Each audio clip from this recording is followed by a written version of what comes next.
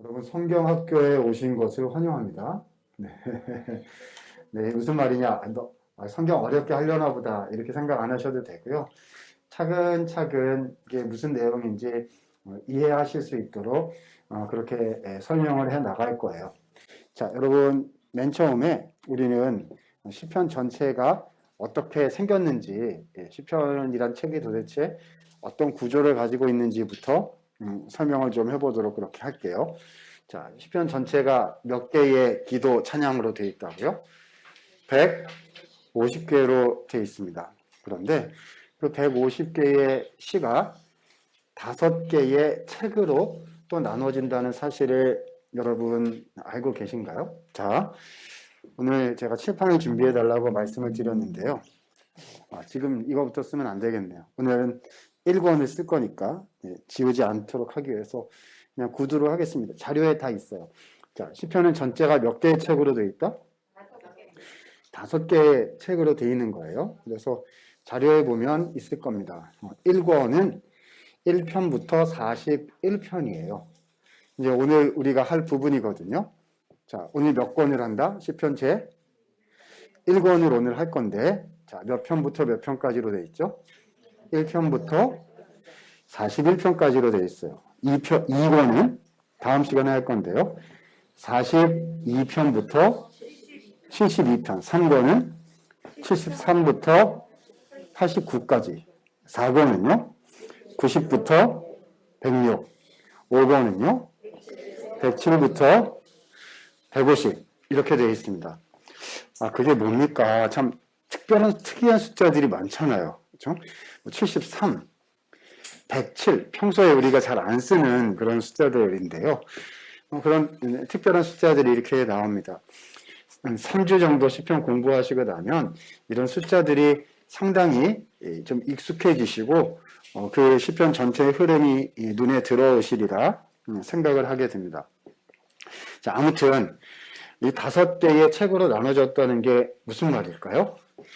시편은요, 성경에 있어서 굉장히 특이한 책입니다. 어떤 면에서 그러냐 하면은요, 이 책이 어떻게 만들어졌느냐. 그러니까 창세기, 출애굽기, 레위기, 이제 구약 39권, 신약 27권, 66권이잖아요.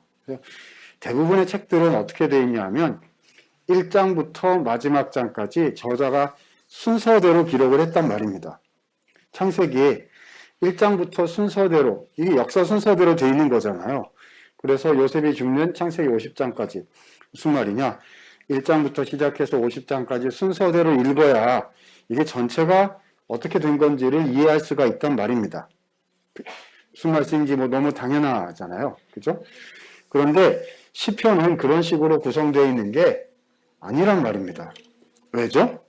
각각의 시를 쓴 저자가 다 달라요. 그죠? 다윗의 시도 있고, 솔로몬의 시도 있고, 아삽의 시도 있고, 고라 자손의 시도 있고요. 모세의 기도도 있고, 에단의 시도 있고, 또 절반 정도는 누가 지었는지를 써 있어요, 안 써 있어요? 안 써 있어요. 우리가 표제라고 부르는 게 각 시편이 다윗의 시, 꺽쇠로 되어 있는 거 있잖아요. 저자를 가리키는 거거든요. 근데 저자가 누구인지가 써 있지 않은 그런 시도 되게 많다는 거죠. 무슨 말인 거예요?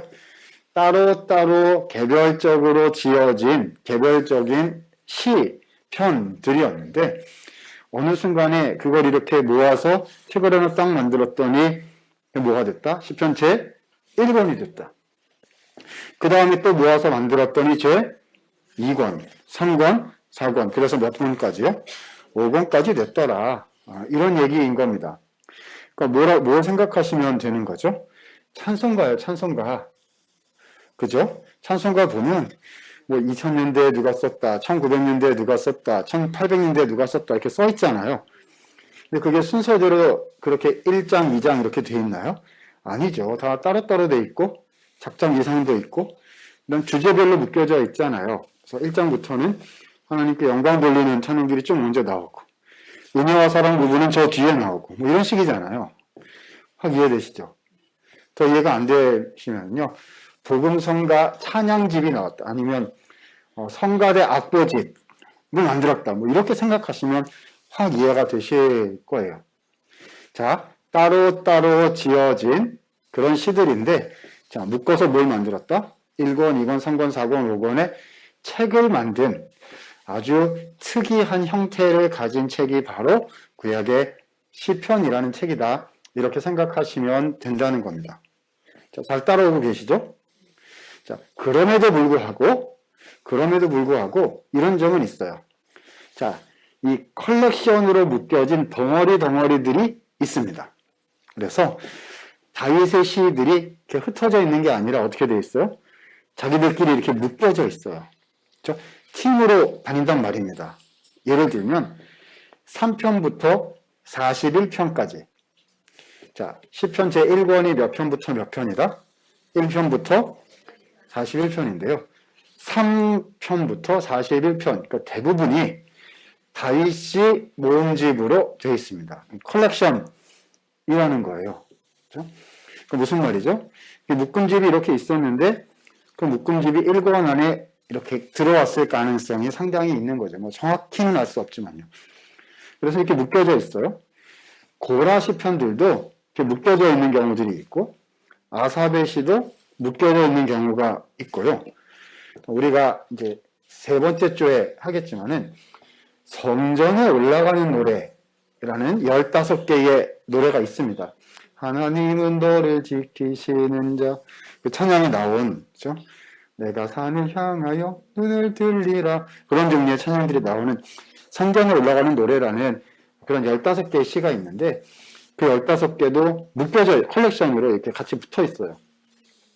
그래서 이렇게 뭉텅이로 저자가 같은 혹은 같은 특성을 가진 시들이 붙어 있는 경우들이 상당히 많이 있습니다. 하지만 수집이 되어서 책으로 구성이 됐다라는 사실만큼은 변함이 없는 거죠. 여러분 제가 무슨 말하는지 이해가 되시나요? 그러니까 우리가 창세기다 아니면은 무슨 사무엘서다 이러면 이 책을 이해하려면 1장, 2장, 3장, 4장 이렇게 쭉 읽어나가야 되고 특별히 맨 앞에 나오는 어떤 사건이 그 다음 사건에 어떻게 영향을 미친다 이렇게 봐야 돼가지고요. 전체 구조를 알아야 이 사건이 이해가 되는 거예요. 그렇죠? 큰 흐름의 세팅이 이해가 돼야 이 일이 무슨 일인지 알게 되는 겁니다. 이거는 우리 상식이랑 되게 비슷한 거예요. 교회도 마찬가지고 가족 역사도 마찬가지고요. 우리 나라의 역사도 마찬가지고요. 이런 큰 흐름이 있었는데 이 사건이 생긴 거다. 이번에 선거를 하셨잖아요. 저는 경기도에 살아서 투표는 못했습니다만 워낙 또 언론에 많이 나오니까 우리나라의 최근에 흐름이 이렇게 되니까 그러니까 이번에 이런 일이 생긴 거다. 이렇게 해야 이해가 되는 거지. 이해되시죠? 그게 대부분의 성경책들이 이제 그런 식으로 이해를 해야 되는 건데 시편은 그렇지가 않다는 겁니다. 그렇죠? 자, 그래서 시편은 어떻게 이해해야 되느냐? 따로따로 지어진 개별적인 시들이었다라는 것을 일단 먼저 생각을 하셔야 되는 거고요. 따로따로 지어진 시들이 나중에 뭐가 됐다? 수집이 됐다. 그래서요, 1권은 1권 자체로 가진 특성이 있고요. 2권은 2권 자체로 가진 특성이 따로 있고요. 3권은 4권은 5권은 각각 가진 특성들이 따로따로 있다는 겁니다. 그래서 오늘은 그 중에 몇 권을 하겠다? 시편 제 1권을 할 거고요. 목표는 1권 다 하고 가는 겁니다. 자, 다음 시간에는 2권과 3권 그리고 마지막 시간에는 4권과 5권 이렇게 해서 주요 시편들의 내용을 보면서 시편 전체 내용도 정리하고 또 주요 시편들을 우리에게 주시는 또 은혜의 메시지로 이렇게 받기도 하고 이런 방식으로 시편을 정리해 갈 수 있도록 하려는 것입니다. 자, 여러분 좀 이해가 되시죠? 그죠? 자, 그러면 오늘은 그 중에 몇 권을 한다? 시편 제 1권을 한다는 겁니다. 자, 여기다가 제가 좀 적어 보도록 하겠습니다.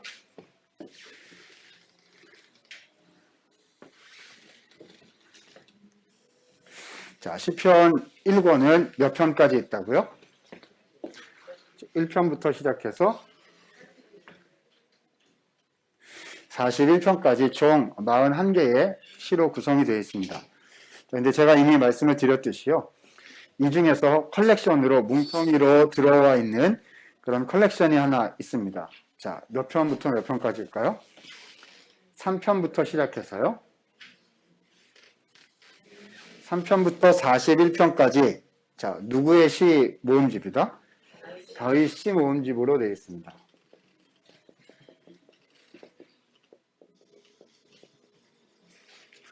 예외는 있습니다. 예외는 있어요. 그래서 넘버 10, 10편 혹은 33편 같은 경우는 타이틀이 없습니다. 그래도 자, 9편과 10편은 원래 하나의 시편, 처음에는 하나의 시편이었을 가능성이 있다. 이게 다 설명이 되거든요. 이렇게 저렇게.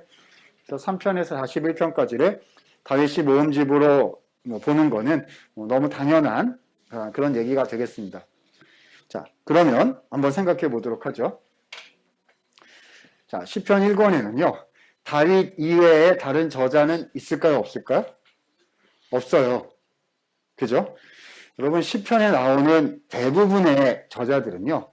다윗의 신하였거나 다윗의 후손이거나 뭐 이런 사람들이에요. 아삽이란 사람은 다윗의 신하였고요. 고라 자손이라고 명명되어 있는 사람들은 다윗 시대의 성전 문지기로 받았던 그런 사람들이거든요. 그렇죠? 솔로몬도 있고 뭐 있긴 합니다만, 자, 누가 최고의 권위자인 거죠? 시편에서는요.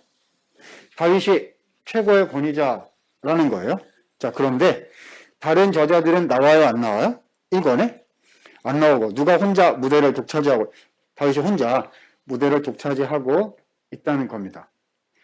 여러분 좀 시편 1권이 어떤 책인지 일단 눈에 보이기를 시작하는 거죠. 저는 뭐라고 말씀드리고 싶냐 하면은요. 시편 1권은 개인의 신앙을 보여주는 그런 책이다라고 말씀을 정리를 드리고 싶습니다. 그렇죠? 공동체적인 공동체 맥락에서, 그렇죠? 집화 맥락에서, 민족 맥락, 요즘 말로 얘기하면 교회 공동체 맥락이나 아니면 이 사회 안에서 교회가 감당해야 되는 일, 뭐 이런 걸 얘기를 하려면 어디로 가야 된다? 2, 3, 4, 5권까지 가야 된다는 거예요. 이스라엘 민족 역사랑 이렇게 맞닿는 얘기가 나오려면 2권 이후로 넘어가야 되는 거고 1권에서는 그냥 오롯이 뭘 다루고 있다? 다윗 개인이 하나님과 어떤 관계를 맺었는지 다윗과 하나님과 둘 사이에 개인 신앙의 문제들을 쭉 다루고 있는 거다. 이렇게 말씀드리면 될 것 같아요. 자, 그렇게 생각하면 1권이 얼추 1권의 흐름이 정리가 되는 건데요. 자, 그런데 보니까 특이한 사실이 여기서 한 가지 발견이 되고 있습니다. 여러분 이렇게 하려면 차라리 이렇게 하면 되지 않았을까요? 1편하고 1편부터 그냥 다윗시로 처음부터 이렇게 밀고 나갔으면 심플하고 간단하잖아요. 1권은 다 다윗시네. 다윗 신앙을 보여주는구나. 제가 뭐 굳이 얘기할 필요도 없을 뻔했는데. 근데 지금 그렇게 돼 있지가 않은 거죠. 왜죠? 1편과 2편은 저자 표기가 없는 거예요. 그렇죠? 왜 이런 식으로 책을 구성해 놨느냐라는 생각을 하게 되는 겁니다. 여러분 제가 이렇게 지금 밀고 들어가는 이 논리가 있잖아요. 이런 논리를 창세기나 신명기나 이런데 이런 논리를 이렇게 들이밀면 안 됩니다. 왜죠? 거기는 물을 게 없어요. 그냥 1장부터 그냥 읽는 거예요. 그죠? 모세가 이렇게 신명기를 썼을 때 이렇게 처음 1장부터 34장까지 썼지. 중간에 써놓고 앞에 가서 고치고 뭐 이렇게 한 게 아니란 말입니다. 근데 시편은 달라요. 왜죠? 따로따로 지어진 150개의 시가 있었는데 그걸 묶은 거거든요. 이해되시죠? 이거는 시편에만 해당되는 그런 방식의 접근이라는 겁니다. 자, 아무튼 그래서요. 우리는 흔히 뭐라고 얘기하게 되느냐. 자, 이제 본문으로 좀씩 들어가는 거예요. 1편과 2편을요. 시편 전체를 읽기 위한 렌즈다. 라고 부르게 됩니다. 자, 뭐라고요? 1편과 2편이요. 시편 전체를 위한 해석의 렌즈다 라고 말하게 되는 겁니다. 무슨 말이에요? 저 사람 학교에서 나온 사람 맞군요. 이렇게 어려운 말을 토요일 오후에 쓰는 거죠. 이렇게 생각하실 수 있을 건데요. 쉬운 말로 이렇게 쉬운 말로 해보면 도대체 우리가 시편을 어떻게 읽고 어떻게 나를 위해서 우리를 위해서 활용을 해야 되는지 그 매뉴얼 사용 설명서가 어디에 있다고요? 1편과 2편을 읽으면 어떤 마음가짐으로 어떻게 해야 되는지, 여러분 핸드폰을 하나 사거나 아니면 집에서 우리가 쓰는 무슨 전기기구를 하나 사도요, 뭘 눌러서 뭐 해가지고 어떻게 써야 된다라고 앞에 써 있어요. 이렇게 쓰면 큰일 납니다. X자로 이렇게 막 돼 있잖아요. 이렇게 쓰면 안 된다, 이렇게 쓰면 잘 될 거다, 이렇게 설명서가 있단 말입니다. 그러니까 1편과 2편은 뭐다? 시편 전체를 어떻게 읽어나가야 되는지 알려주시는 설명서다. 이렇게 안경 렌즈라고요. 이 안경 딱 쓰면 이 편이 쭉 잘 보이는 거죠. 자, 그래서 오늘 우리는 시편 1편과 시편 2편을 차근차근 좀 보려고 하고요. 그리고 나머지 시편 1권의 주요 시편들을 딱딱 짚어가면서 맥락이 어떻게 진행이 되고 있는지를 생각해 보려는 겁니다.